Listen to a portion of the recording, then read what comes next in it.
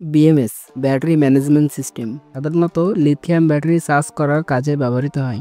BMS এর একটি বড় সুবিধা হলো এটিতে ব্যাটারির অটোকাট সিস্টেম থাকে, ফলে ব্যাটারি ওভার চার্জ এবং লোড চার্জের প্রোটেকশন দেয়, ফলে ব্যাটারি লংজিভিটি এবং দীর্ঘদিন ব্যবহার করা যেতে পারে। সাধারণত লিথিয়াম ব্যাটারি বা 18650 ব্যাটারিগুলো খুবই সেন্সিটিভ হয়ে থাকে, যা ওভার চার্জ এবং লোড ডিসচার্জে নষ্ট হয়ে যেতে পারে। তাই বিএমএস ব্যবহার করা খুবই গুরুত্বপূর্ণ।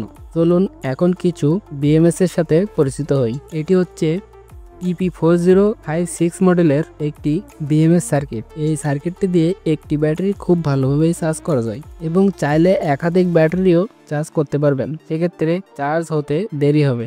স্ক্রিনে দেখতে পাচ্ছেন একটি 3S বিএমএস।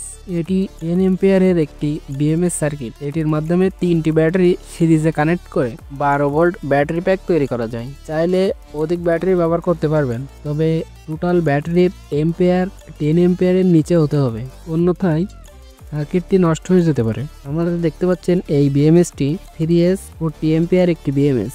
এটি থেকে সেম ভাবে 3টি ব্যাটারি সিরিজে কানেকশন করে 12 ভোল্ট ব্যাটারি প্যাক তৈরি করতে পারবেন এবং এটিতে 40 এম্পিয়ার পর্যন্ত ব্যাটারি ব্যবহার করা যেতে পারে। অর্থাৎ টোটাল ব্যাটারির এম্পিয়ার হিসাব করে 40 এম্পিয়ারের নিচে ব্যাটারি ব্যবহার করতে পারবেন। ধরা যাক 1 এম্পিয়ারের 40টা ব্যাটারি এর সাহায্যে ব্যাটারি প্যাক তৈরি করতে পারেন। ভিডিওটি শেষ পর্যন্ত দেখার জন্য ধন্যবাদ। ভুল ত্রুটি হলে ক্ষমার দৃষ্টিতে দেখবেন এবং নতুন হিসেবে একটু সাপোর্ট করবেন প্লিজ। ধন্যবাদ।